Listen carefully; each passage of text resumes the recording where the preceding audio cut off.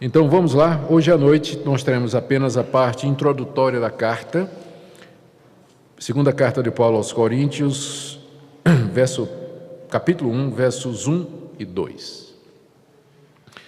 Paulo, apóstolo de Cristo Jesus, pela vontade de Deus, e o irmão Timóteo, à igreja de Deus que está em Corinto, e a todos os santos em toda a Acaia, graça a vós outros e paz da parte de Deus nosso Pai e do Senhor Jesus Cristo. Nosso Deus, nós pedimos que Teu Espírito Santo nos conduza quando nós iniciamos o estudo dessa carta escrita pelo Teu servo. Pedimos que Tu nos orientes, que nos ensines de que maneira devemos entender a Tua palavra. Pedimos o Teu conforto e a Tua instrução a todos que aqui se encontram nessa noite. Fala aos nossos corações. Em nome de Jesus. Amém. Muito bem, meus irmãos, hoje à noite, então, apenas a introdução à carta. Vamos começar com o verso 1. Paulo, apóstolo de Cristo Jesus, pela vontade de Deus, e o irmão Timóteo, a igreja de Deus que está em Corinto, e a todos os santos em toda a Acaia. O que nós temos aqui é a introdução padrão de todas as cartas que eram escritas naquela época. Hoje nós escrevemos carta de maneira completamente diferente. Geralmente nós colocamos o nome do autor, aliás, nós colocamos o nome do destinatário no cabeçalho da carta, ao querido irmão fulano. E lá no fim da carta é que a gente escreve, né, um abraço e a gente se identifica. Mas naquela época as cartas eram escritas dessa maneira. Por que é que a gente sabe? Assim. Por que a gente sabe que essa era a maneira padrão de se escrever? Porque descobertas arqueológicas, especialmente de manuscritos antigos e que foram preservados, nos mostram, recuperaram centenas e centenas e centenas de cartas datando mais ou menos da época em que o apóstolo Paulo escreveu essas cartas. Muitas dessas cartas foram descobertas no norte do Egito, numa cidade chamada Nag Hammadi, onde em 1950 foi feita uma grande descoberta de uma biblioteca enorme, contendo inclusive escritos gnósticos, contabilidade, cartas comuns de pessoas que se correspondiam.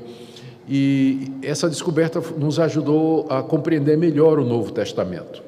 Vocês sabiam que até 1950 o pessoal pensava, até um pouquinho antes disso, o pessoal pensava que o grego do Novo Testamento era uma espécie de grego santo, já que não tinha muita coisa parecida com esse grego aqui.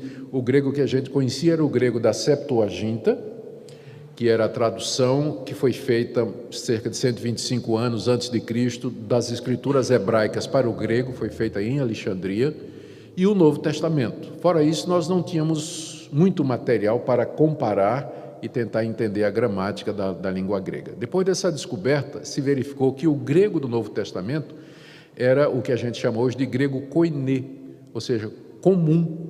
Era o grego que era usado no mundo da época do apóstolo Paulo, no século I, ou seja, Paulo não escreveu numa espécie de grego celestial, como algumas pessoas pensavam, mas era o grego da época, era a língua comum da época. A prova disso são as centenas e centenas de cartas, manuscritos e documentos que foram descobertos no século passado e que nos dão prova evidente disso.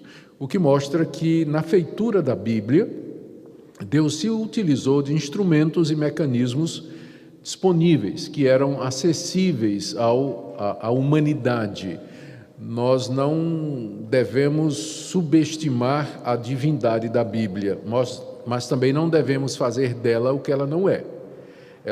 É um livro que foi escrito por pessoas comuns que viveram numa determinada época e falavam a língua que era falada naquela época, que era o grego koiné. E Deus usou essas pessoas e preservou essas pessoas para que, na hora de escreverem, elas escrevessem a verdade que Deus queria. Por isso, o resultado final é a Bíblia que nós temos, que é a palavra de Deus. Só que ela foi escrita em linguagem humana, na língua comum, por pessoas comuns, apenas inspiradas por Deus com esse propósito. Bom, E, como eu disse, nessa descoberta havia correspondências, muitas correspondências entre as pessoas da época. E essas correspondências nos mostram que as cartas escritas pelos apóstolos eram exatamente iguais àquelas correspondências encontradas na época. As cartas começavam com a identificação do autor, a identificação do recipiente ou do destinatário e um voto ou uma saudação, que geralmente era, no caso dos gregos, se usava a palavra graça para vocês, a palavra grega haire, não é? Salve ou graça, né? E que por conta da influência do judaísmo, Paulo acrescentou paz, graça e paz. Graça era a costumeira saudação entre os gregos e paz é por conta do shalom que os judeus ansiavam e desejavam, e era a saudação que os judeus usavam, né? Paulo então combina as duas coisas, bem como os outros escritores do Novo Testamento. Então era assim que eram as cartas naquela época. Agora, a grande contribuição do cristianismo é que essas cartas, elas não são exatamente cartas, embora elas tenham essa estrutura que é semelhante às cartas da época, elas têm uma coisa a mais, porque no final isso aqui não é somente uma correspondência, é quase como se fosse uma pregação, é uma exposição teológica que tinha como objetivo ser lida diante de toda a igreja. Então, esse tipo de literatura não havia. Ou seja, aqui o que você tem nas cartas de Paulo e nas demais cartas do Novo Testamento é uma combinação de uma correspondência comum com um sermão escrito. E essa é uma contribuição distinta do cristianismo para os gêneros literários que ocorreram ou que apareceram no mundo. Quem é que podia lembrar um outro gênero literário que foi criado pelo cristianismo praticamente? Apocalipse. O livro de Apocalipse é um gênero literário que tem pouca correspondência na literatura daquela época. É típico do cristianismo também. É um gênero literário que foi criado pelos cristãos. E o cristianismo deu origem a uma série de coisas novas. Não somente criou gêneros literários, mas música nova. Criou uma maneira nova de ver o mundo. E daí ele saiu transformando todas as culturas onde ele era aceito e pregado. Há um poder no cristianismo criativo. O cristianismo consegue liberar, por conta do perdão que nos é dado em Cristo Jesus e da presença do Espírito Santo, ele consegue liberar a mente humana, a alma humana, de maneira que os cristãos eles têm sido responsáveis através da história pelo surgimento de escolas, de instituições políticas, sistemas econômicos até, dizem que são os cristãos que inventaram o capitalismo, né? Não sei o quanto há de verdade nisso, há alguma verdade nisso. Ideias, direitos civis fundamentais, ideias sobre educação, tanta coisa que surgiu no bojo do cristianismo, exatamente porque o cristianismo ele tem esse poder de transformar, mudar e liberar o coração humano e a mente humana para se relacionar com a sociedade, transformá-la e levá-la adiante. Então, estamos diante desse gênero literário que é típico do cristianismo, que são as chamadas epístolas. Não é, a gente às vezes chama carta, né? Mas o nome técnico é epístola, porque é uma combinação de carta com um sermão, tá? E que só tem dentro do cristianismo, não tem, você não encontra esse gênero fora do âmbito cristão, mas somente aqui.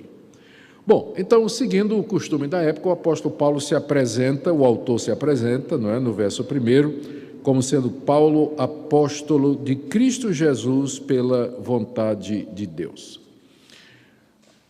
O Paulo aqui, todo mundo sabe quem é o Paulo apóstolo, ex-fariseu, convertido a Cristo Jesus no caminho de Damasco. A história dele está narrada no livro de Atos, e nas cartas que ele escreveu, ele também nos dá informações a respeito da sua vida, que ele era um fariseu, que ele era da tribo de Benjamim, que ele foi criado aos pés de um mestre conhecido na época e atestado por escritos rabínicos, que era um grande mestre em Israel, chamado Gamaliel. provavelmente de família abastada. O seu pai tinha cidadania romana. Paulo, então, herdou essa cidadania romana. Ele nasceu numa cidade chamada Tarso da Cilícia, não nasceu em Jerusalém, mas naquilo que era chamado de a dispersão. Era um judeu extremamente bem educado. Ele cita vários autores e poetas gregos aqui nas suas cartas. Era um homem extremamente versado do Antigo Testamento, era um rabino, ou seja, era um homem de 3 mundos. Ele era judeu por nascimento, herdou toda a cultura judaica e o conhecimento rabínico. Ele era cidadão romano, portanto, cidadão do mundo, do império que dominava o mundo de então, e ele tinha profundo conhecimento da cultura helênica. Conhecia o grego de Paulo é impecável, conhecia muito bem o grego, falava o hebraico, conhecia provavelmente o aramaico, com certeza conhecia o aramaico, que era a língua popular dos judeus, e provavelmente falava o latim, que era a língua oficial do Império Romano. Então, não é pouca coisa, não. Paulo era um dos homens mais bem preparados da sua época. Só que ele, quando se apresenta aqui, ele se apresenta simplesmente como apóstolo de Jesus Cristo. É assim que ele se apresenta. Um apóstolo significa literalmente alguém que é enviado. É isso que a palavra grega significa. E ela é usada no Novo Testamento em alguns sentidos. O sentido mais comum é como se fosse um ofício que é reservado para um grupo seleto. Aqueles 12 discípulos que Jesus chamou e os nomeou apóstolos, de acordo com Lucas 6, que é a primeira vez que aparece o nome apóstolos da Bíblia, e então ele aparece na boca de Jesus. Jesus chama 12 e os denomina apóstolos.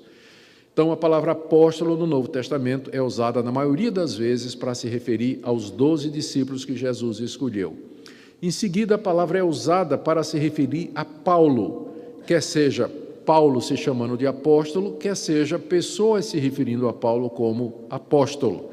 E, em terceiro lugar, a palavra apóstolo é usada para algumas outras pessoas no Novo Testamento, como Silas, Timóteo, Epafrodito, no sentido de mensageiro enviado ou encarregado de cumprir alguma tarefa. Então, Paulo aqui, quando se denomina apóstolo de Jesus Cristo, ele não está dizendo que ele é um missionário de Jesus Cristo, mas ele está usando como um título, como designação de uma função. Ele havia sido chamado por Jesus Cristo em pessoa, o Cristo ressurreto, havia recebido uma tarefa, que era a pregação do Evangelho entre os gentios, e também autoridade de governo sobre as igrejas, como apóstolo de Jesus Cristo, e inspiração para que escrever a Escritura, para nos dar o que hoje nós conhecemos como as suas cartas no Novo Testamento. Por que Paulo se apresenta assim? Ele se apresenta assim, primeiro, para ninguém ter dúvida de que o que ele vai escrever é autoritativo. Os apóstolos, os 12 e Paulo, eram vistos como emissários oficiais e representantes de Jesus Cristo, e que, portanto, o que eles escreviam e aquilo que eles diziam era para ser recebido como sendo a própria palavra de Cristo. Então, já para dar autoridade à carta, Paulo se apresenta: eu sou apóstolo de Cristo Jesus. Essa é a razão, então, pela qual as suas cartas deviam ser recebidas na igreja de Corinto, lidas e acatadas, obedecidas, como sendo instruções vindas do próprio Deus. E ele acrescenta aqui, depois de dizer que ele é Paulo, apóstolo de Jesus Cristo, ele diz, pela vontade de Deus. Com isso ele está dizendo que não foi ele que se constituiu apóstolo, não foi ele que procurou essa posição, não foi ele que quis esse título, mas que foi Deus quem o chamou e o estabeleceu como apóstolo, e que, portanto, o seu apostolado não tinha origem humana, mas tem origem na vontade e no querer de Deus. Por que é importante para o apóstolo Paulo dizer isso logo no início da carta? Como nós iremos ver, uma das razões pelas quais Paulo escreveu essa segunda carta aos Coríntios é que a autoridade dele como apóstolo estava sendo questionada por pessoas que estavam se infiltrando na comunidade, lá na igreja de Corinto, dizendo que eles eram apóstolos verdadeiros e que Paulo era fake, que Paulo era falso, que Paulo não era um apóstolo verdadeiro, que Paulo era um usurpador. Paulo vai gastar boa parte dessa segunda carta defendendo o seu apostolado, provando que ele é apóstolo verdadeiro de Jesus Cristo. Aqui na introdução, então, ele já introduz o assunto. Paulo, apóstolo de Jesus Cristo, pela vontade de Deus, e não um mercenário, como está sendo dito aí na igreja. É mais ou menos isso que ele está fazendo aqui, tá bom? É claro, nós vamos ter muita oportunidade, durante o decorrer da carta, de examinar essa questão de apóstolo, porque nos dias de hoje há também quem se apresente como apóstolo de Jesus Cristo. Será que essa reivindicação é bíblica? Será que ela é correta? Nós teríamos apóstolos hoje? Isso nós vamos deixar mais para frente, não vai faltar oportunidade. Aqui nessa carta, Paulo, pelo menos 3 vezes, se refere a falsos apóstolos. É verdade que é lá pelo capítulo 11 e no capítulo 13, vai levar quase um ano para a gente chegar lá. Mas daqui até lá nós teremos oportunidade suficiente para voltar a esse assunto. Basta dizer que, na nossa compreensão, que é o que a gente tem ensinado, Paulo e os 12 discípulos de Jesus Cristo, chamados apóstolos, eles representam uma categoria especial e única, e que foi levantada por Deus para um momento de transição da antiga aliança para a nova, quando era preciso que pessoas autorizadas por Deus demonstrassem de maneira muito clara que aquela transição estava sendo feita pelo próprio Deus. Por isso eles eram capazes de fazer aqueles grandes sinais e prodígios, por isso que o que eles escreveram é considerado como fundamento da igreja cristã. Eles eram testemunhas da ressurreição de Jesus Cristo e a autoridade deles é para ser recebida como autoridade do próprio Deus. Mas era um grupo específico, fechado e que não tem mais. Ao longo da carta nós veremos as argumentações a respeito disso aí. Quando Paulo escreveu a carta, ele não estava sozinho, né? Veja aí no verso 1 que ele diz: Paulo, apóstolo de Cristo Jesus, pela vontade de Deus, e o irmão Timóteo. Era muita gentileza da parte do apóstolo Paulo incluir o irmão Timóteo aqui na saudação. Timóteo estava com Paulo na época em que Paulo escreveu a carta, mas ao mesmo tempo em que Paulo é gentil o suficiente para incluir o irmão Timóteo na apresentação, ele faz a distinção, né? Eu sou Paulo, o apóstolo de Jesus Cristo, e aqui está o irmão Timóteo, né? O irmão Timóteo. Paulo deixa muito claro de que, eu acho isso interessante, porque algumas pessoas dizem que Timóteo era apóstolo também, porque uma vez, no livro de Atos, aliás, numa das outras cartas, Paulo chama Timóteo de apóstolo, se refere a ele como apóstolo, só que é no sentido de alguém que foi enviado para cumprir uma tarefa, não no sentido oficial. Se Timóteo fosse apóstolo no mesmo sentido de Paulo, por que ele faria esse tipo de tratamento aqui? Paulo, apóstolo, e o irmão Timóteo.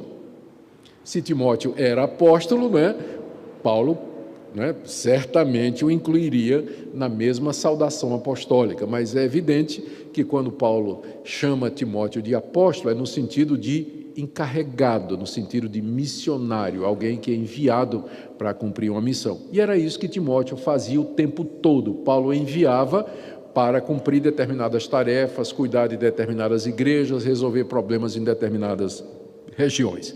Mas Paulo aqui, né, estava com Timóteo e ele inclui Timóteo na sua saudação. A quem essa carta é destinada? Ele diz aqui: a igreja de Deus que está em Corinto e a todos os santos em toda a Acaia. Então são 2 destinatários.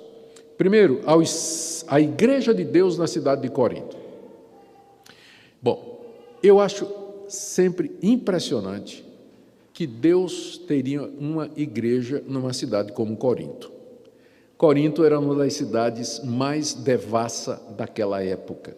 Eu já disse a vocês aqui, estudando primeiro aos Coríntios, que a cidade era tão imoral, tão corrompida, que surgiu um verbo na língua grega, na época, antes de Paulo, que era o verbo corintinizar, que significava corromper alguém.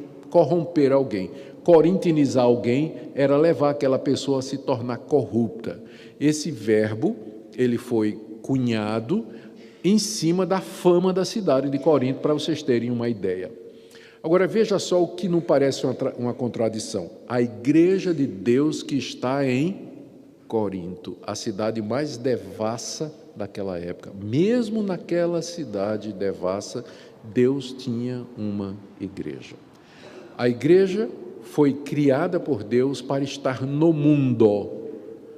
Para estar no mundo. Ela não faz parte do mundo no sentido de que ela é diferente do mundo, mas ela está no mundo, como Jesus orou lá em João 17 ao Pai: não peço que os tires do mundo, mas que os livres do mal. Deus consegue, mesmo no meio de ambientes tão corrompidos como Corinto, levantar um povo para si mesmo. Por isso, não percamos a esperança. A gente ouve notícias cada vez piores. O Brasil vai de mal a pior. A imoralidade, as ideologias contrárias à palavra de Deus, a corrupção da política, o desvario na economia. O noticiário está cheio de notícias que nos deixam bastante deprimidos. Mas se Deus tem uma igreja em Corinto, Ele também tem uma igreja no Brasil e Ele também tem um povo seu em Goiânia. E isso é bastante encorajador. O que é mais encorajador ainda é que essa igreja que estava na cidade de Corinto é uma das piores igrejas do Novo Testamento. Há várias igrejas às quais Paulo escreveu cartas. Romanos, a igreja de Roma, a igreja de Filipos, a igreja de Tessalônica, a igreja de Colossos. Mas não tem, algumas delas tinham problemas, mas nenhuma teve tanto problemas como a igreja de Corinto. Como nós vimos no capítulo 1, era uma igreja dividida, era uma igreja onde tinha grupos em torno de personalidades, era uma igreja com problemas de imoralidade, problema doutrinário. Os crentes viviam brigando, na hora da ceia o pau quebrava, o culto era uma confusão completa. Mesmo assim, Paulo é capaz de escrever essa igreja e chamar os crentes de quê? A igreja de Deus que está em Corinto. Apesar da sua deformação, apesar dos seus problemas, ainda era uma igreja de Deus.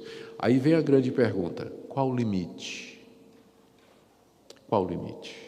Até que ponto uma igreja pode se corromper e deixa de ser considerada igreja de Deus? Se você fizer um exame dos problemas que havia na igreja de Corinto, você vai ver que os problemas todos eram relacionados com a imaturidade da igreja e do pano de fundo pagão daqueles novos convertidos. Havia problema de imoralidade, havia problema de ética, tinha um irmão processando o outro no tribunal, mas não havia, apesar de todos esses problemas, a igreja de Corinto ainda mantinha aquilo que era central no Evangelho. Eles continuavam a crer em Jesus Cristo como Senhor e Salvador, isso não estava em jogo. Eles criam em Jesus como Filho de Deus, como tendo morrido na cruz pelos nossos pecados, que Ele tinha ressuscitado ao terceiro dia. Tinha um grupo dentro da igreja de Corinto que não cria na ressurreição dos mortos, mas esse grupo não era a igreja toda, era um grupo. A igreja, no geral, mantinha a verdade apostólica. O problema da igreja era problema prático, problema de imoralidade, como é que faz comida sacrificada ao ídolo, sim ou não, é melhor casar ou ficar solteiro.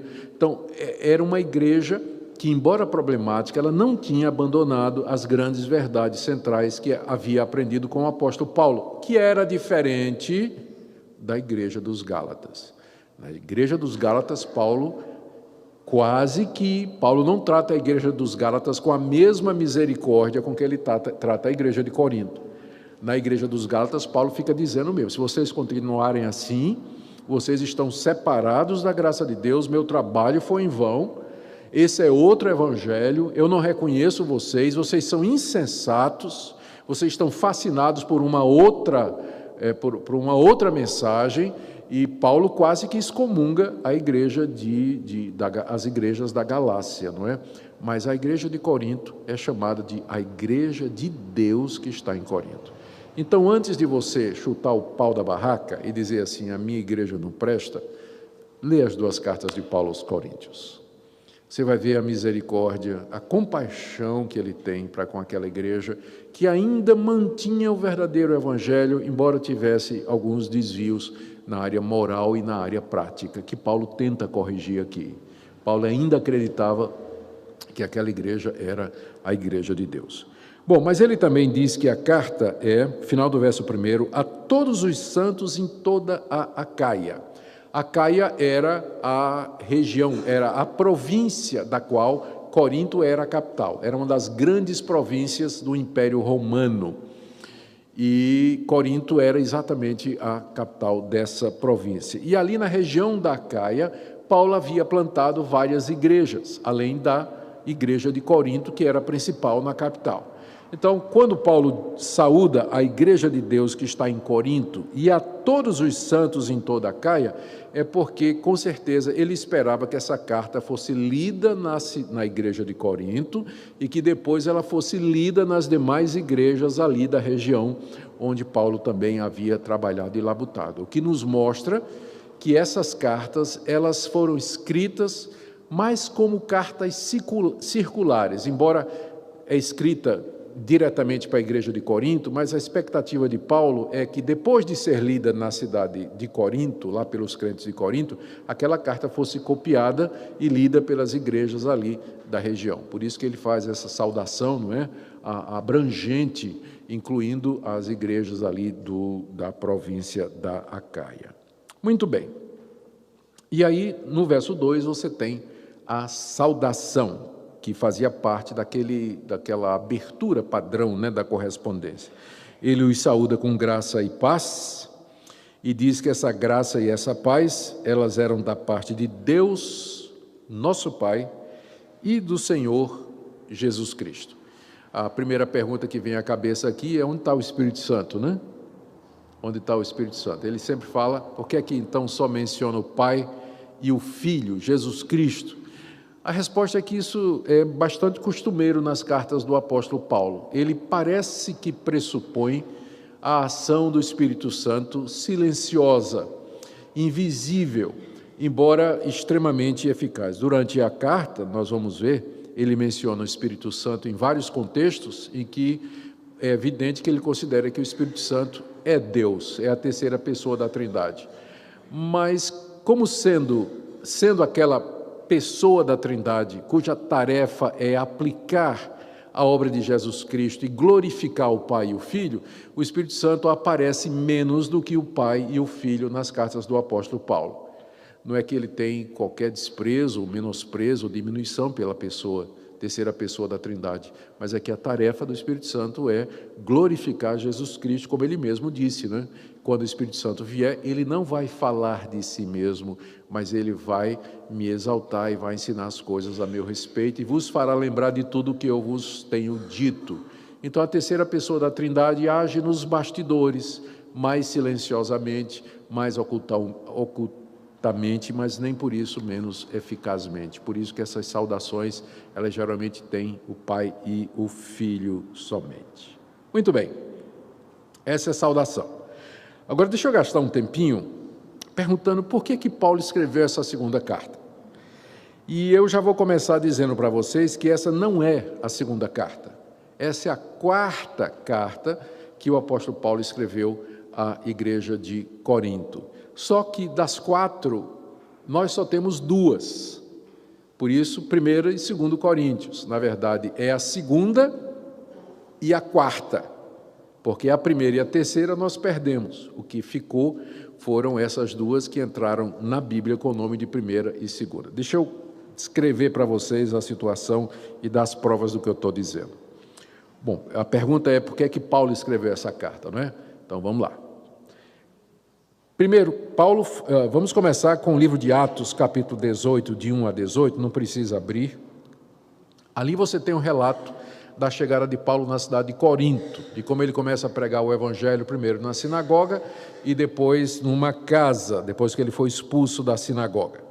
É ali que Paulo funda a igreja de Corinto, Atos 18, de 1 a 18. É ali que ele começa a igreja.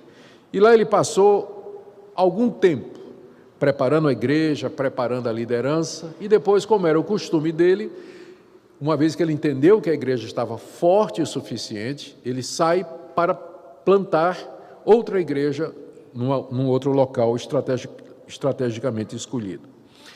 Depois que ele deixou a cidade, algum tempo depois, ele deve ter tido notícias de que os coríntios dos problemas morais que estavam acontecendo dentro da igreja. Então Paulo escreve a primeira carta aos coríntios. Ela é mencionada por Paulo no que a gente conhece como 1 aos Coríntios. Abra aí agora, por favor. 1 aos Coríntios, capítulo 5.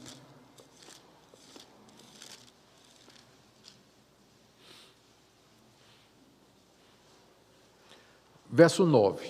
Paulo está tratando aqui, nesse capítulo 5, de um problema de disciplina. Tinha um irmão na igreja que estava vivendo maritalmente com a mulher do seu pai, com a sua madrasta, né? Aí Paulo dá uma bronca na igreja e diz no verso 9: já em carta vos escrevi que não vos associasseis com os impuros. Refiro-me com isso não propriamente aos impuros desse mundo, ou aos avarentos, roubadores, idólatras, pois nesse caso terias de sair do mundo. Mas agora vos escrevo que não vos associeis com alguém que, dizendo-se irmão, for impuro, avarente, idólatra, maldizente ou beberrão, roubador, com esse tal, nem ainda com mais. Então, é evidente que Paulo está se referindo a uma carta que ele escreveu antes dessa daqui. Já em carta vos escrevi, mas agora vos escrevo. Então, é uma referência a uma outra correspondência e o conteúdo dessa correspondência ele diz aqui. Já em carta eu vos escrevi que não vos associasseis com os impuros. Então, Paulo tinha tomado conhecimento de que havia gente na igreja de Corinto vivendo uma vida imoral. Aí ele mandou uma primeira carta dizendo: não se associem com essas pessoas. Que a igreja de Corinto pensou que Paulo estava se referindo ao pessoal do mundo. Aí Paulo disse: não. Ele diz aí no verso 11: eu me refiro não aos impuros desse mundo, porque então vocês teriam que sair do mundo, mas eu me refiro a gente que se diz crente e que vive como pessoas do mundo. Com esse vocês nem comam. Primeira carta de Paulo aos Coríntios, então, foi sobre a necessidade da igreja separar-se daquelas pessoas que se diziam cristãs, mas que tinham uma vida errada, uma vida imoral, uma vida que não condizia com os padrões. Essa primeira carta nós não temos. Nós não temos.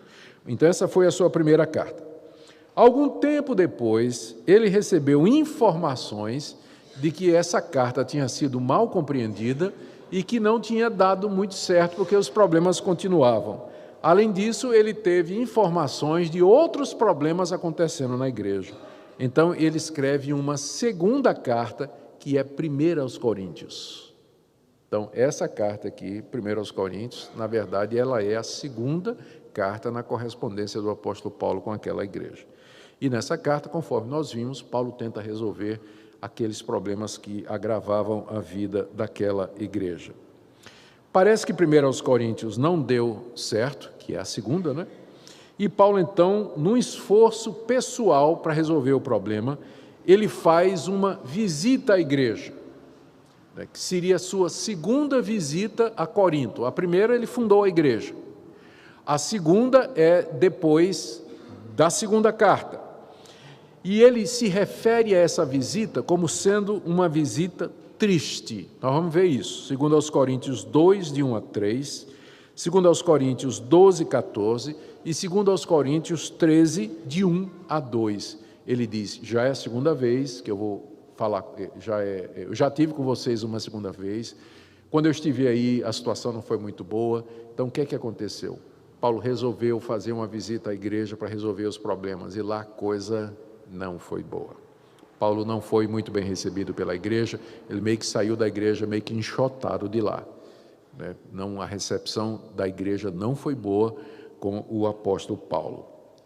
Após então essa visita fracassada, que Paulo chama de uma visita triste, Paulo escreve uma terceira carta, chamada de a Carta Severa, que Paulo menciona 2 Coríntios 2, versos 4 e 9, e 2 Coríntios 7, de 8 a 12. Nessa carta que se perdeu, que é a terceira, é a chamada Carta Severa, Paulo bate firme na igreja, né? Bate firme na igreja por todos os seus problemas. E não é que a carta produziu efeito. Paulo recebe notícias de Timóteo, que foi quem levou a carta difícil, e Timóteo volta com boas informações a respeito da igreja. Eu tenho para mim, não é Timóteo não, é Tito. Tito traz boas recomendações da igreja, que a carta produziu efeito, que os coríntios se arrependeram, que os coríntios disciplinaram o chefe da rebelião contra Paulo e que eles estavam humilhados diante de Deus. Paulo fica feliz da vida e ele escreve a quarta carta, que é agora a carta que nós temos diante de nós, segundo aos Coríntios, tá certo? Nessa carta, o que é que o apóstolo Paulo faz? Ele começa explicando o porquê dos sofrimentos dele. Ele faz isso porque havia dúvidas na igreja do apostolado dele, e uma das causas porque as pessoas achavam que Paulo não era apóstolo é porque ele apanhava muito. Onde ele passava, ele era apedrejado, perseguido, expulso da cidade, não é? Paulo explica por que é que ele passa pelos sofrimentos, está aí no capítulo 1 até o capítulo 2, vai ser a primeira parte que nós vamos ver a partir da próxima semana. Depois ele defende o seu ministério dos falsos apóstolos, né? Ele também manifesta a alegria dele, aqui nos capítulos de 1 a 2, ele fala da alegria que ele tem, que a igreja aceitou a carta dele e a repreensão, mas ainda tinha focos de resistência a Paulo. Por isso, do capítulo 3 ao capítulo 4, na verdade até o capítulo 7, ele defende o seu ministério. Ele fala da vitória constante que Deus dá para ele no ministério, capítulo 2, de 14 a 17, da autoridade inegável daquilo que ele prega, capítulo 3, de 1 a 3, da confiança inabalável que ele tem em Jesus Cristo, capítulo 3, de 4 a 6, da glória crescente do seu ministério, capítulo 3, de 6 a 18, da integridade visível da sua pregação, 4, de 1 a 6, do alento indestrutível da sua vida, nada para o apóstolo Paulo, capítulo 4, de 7 a 15, ele fala da habitação celestial que o aguarde, o tribunal de Cristo, quando todos serão julgados, 5 a 10, fala da nova criação em Cristo, do ministério da reconciliação, dá uma lista dos sofrimentos dele por conta do Evangelho, diz aquela famosa passagem, não vos ponhais em julgo desigual com os incrédulos, que o pessoal pensa que Paulo está falando de casamento, mas ele está se referindo aos falsos profetas. Não se põe em julgo desigual com esses falsos profetas que estão aí ensinando, não é? Porque que comunhão tem vocês com esses ímpios e tal? Não se assuste não, eu sou contra casamento misto, só acho que aquela passagem não está falando disso, nós vamos chegar lá, tá bom? E ele depois fala do amor que ele tem pela igreja e também ele manifesta sua alegria com a chegada de Tito, trazendo notícias, capítulo 7, de 2 a 16. Tudo isso nós vamos ver. Depois ele gasta 2 capítulos explicando como a igreja deveria levantar uma oferta para os crentes pobres da cidade de Jerusalém. E ele termina do capítulo 10, verso 13, mudando de tom. E esse é um quebra-cabeça nessa segunda carta. O que é que acontece? Só para a gente fechar aqui e a gente... Isso aqui é uma aula de introdução a 2 Coríntios, né, se vocês não perceberam. Então, um dos problemas dos estudiosos de 2 aos Coríntios é que até o capítulo 9, o tom do apóstolo Paulo é de tranquilidade, é de alegria. Ele está defendendo o seu ministério, mas ele está de boa. Ele está feliz com a igreja, porque a igreja se arrependeu com a carta severa, que é a terceira carta. De repente, quando chega no capítulo 10, o tom de Paulo muda. O tom muda completamente. Ele começa agora a criticar a igreja, porque a igreja estava dando abrigo aos falsos apóstolos, já havia esquecido dele, como é que a igreja podia fazer isso. Ele, Paulo, é que tinha as verdadeiras credenciais do apostolado. Ele gasta capítulos 10, 11, 12, 13 fazendo isso. O tom muda tanto que os estudiosos ficam com algumas ideias. Quais são? Primeiro, que Paulo terminou a carta no capítulo 9, e que os capítulos 10, 11, 12 e 13 é aquela carta severa que se perdeu. É aquela terceira carta. Um copista, lá logo no início do começo do cristianismo, juntando a correspondência de Paulo, pegou um pedaço da terceira carta e emendou na quarta. Então, de 1 a 9, você tem a terceira carta, você tem a quarta carta, aliás, e de 10 a 13 você tem a terceira, que é a carta severa. Explica a mudança de tom? Explica. Mas qual é o problema com essa teoria? É que todos os manuscritos antigos que nós temos de 2 aos Coríntios, está exatamente como está aqui. Ou seja, se a gente tivesse pelo menos um manuscrito antigo da segunda carta aos Coríntios, que terminasse no capítulo 9, ou um manuscrito que fosse só do 10 até o 13, então nós poderíamos supor que 2 aos Coríntios é uma conflação de duas correspondências diferentes do apóstolo Paulo. Mas nós não temos nenhuma evidência física disso. Então, permanece como uma hipótese, tá? Permanece como uma hipótese. Segunda possibilidade, que eu acho o mais provável, Paulo estava escrevendo, recebeu notícias de Tito, que tudo estava bem na igreja, e ele vai escrevendo. Quando ele está no capítulo 9, chega a notícia de que a situação em Corinto piorou, e que os falsos profetas estavam fazendo um avanço grande na igreja. Aí então Paulo muda o tom e de 10 a 13 reflete o que ele agora sabe que estava acontecendo na igreja. Eu acho que essa é a possibilidade mais plausível, menos complicada e que explica a mudança de tom perfeitamente e se encaixa no contexto. E nós vamos usar essa é a hipótese com a qual nós vamos trabalhar aqui, tá bom? O que é que a gente pode aprender com isso? Eu peço desculpas porque eu sei que foi um pouco técnico, não é? Mas eu acho que é bom a gente fazer uma introdução para a carta, para quando a gente chegar nos versículos, a gente entender porque é que Paulo está dizendo determinadas coisas. Esse trabalho de pesquisa e de estudo bíblico é muito útil, porque evita que a gente pegue versículos isolados e diga bobagem. Essa carta ela é campeã de versículos usados fora de contexto. Quer pelo menos 3? Primeiro, a letra mata e o espírito vivifica. Já ouviu esse versículo sendo usado? Mas você sabe em que contexto? Ele é citado aqui em 2 aos Coríntios. Mas vamos ver que não é bem isso. Do jeito que ele é usado hoje, está errada essa interpretação. Quer ver outra passagem? Onde há o Espírito do Senhor, aí há liberdade. Essa passagem é usada direto para justificar o pessoal plantar bananeira no culto, né? Mas será que quando Paulo disse essa passagem, qual era o contexto? Qual era o propósito? Outra, não vos ponheis em julgo desigual com os incrédulos, que geralmente o pessoal pensa que está falando de casamento. Será que está mesmo? Eu sou contra casamento misto, estou apenas dizendo que essa passagem ela não está falando de casamento, mas nós temos que estudar o contexto para a gente poder chegar lá.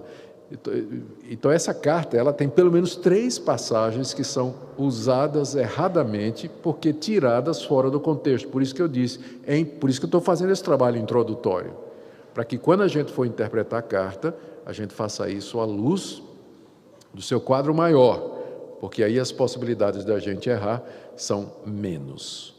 Tá bem? O que é que a gente pode aprender da introdução? Eu destaquei aqui 5 lições. Primeira delas, desde a época de Paulo tinha gente querendo ser apóstolo. Desde a época de Paulo já tinha gente querendo ser apóstolo. Então, não tem nenhuma novidade, não há nada novo debaixo do sol. Só dizendo. Segundo, Paulo precisou defender a sua autoridade apostólica. Isso, à primeira vista, soa não muito bem, Por que Paulo teve que se defender e dizer, não, eu sou apóstolo? Não parece meio arrogante isso, né? Eu sou apóstolo de Jesus Cristo. Mas a preocupação de Paulo não era com o nome dele, nem com títulos. Era com a verdade que ele representava. Paulo era instrumento de Deus para trazer o verdadeiro evangelho, a palavra da cruz aos gentios. E a autoridade dessa mensagem dependia da sua função como apóstolo. Se fosse provado que Paulo não era apóstolo de Jesus Cristo, a sua mensagem perderia a confiabilidade. Então, a preocupação de Paulo em se defender não é pessoal, mas é porque a verdade do Evangelho estava em jogo, o que traz uma lição preciosa para nós. Nós temos que fazer a diferença entre aquelas ofensas que são pessoais e dirigidas a nós pessoalmente, e aquilo que vem contra nós porque nós somos de Cristo, porque somos cristãos e porque estamos afirmando a verdade.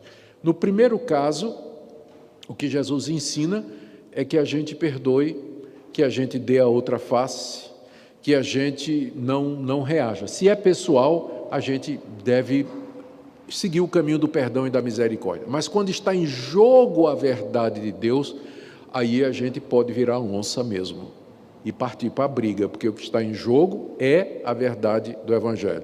Ou seja, mexa comigo, mas não mexa com o Evangelho.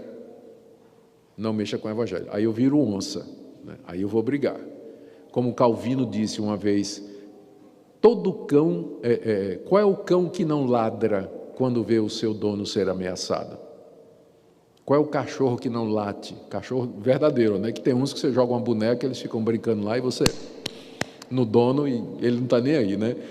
Especialmente dálmatas. Eu já tive 2 dálmatas, mas qualquer ladrão que chegasse em casa, jogasse uma bonequinha, eles iam brincar lá com a bonequinha e o ladrão entrava em casa. Graças a Deus nunca entraram, mas a gente fez essa experiência, né? Todo cachorro que é cachorro mesmo, quando vê o dono ameaçado, ele late.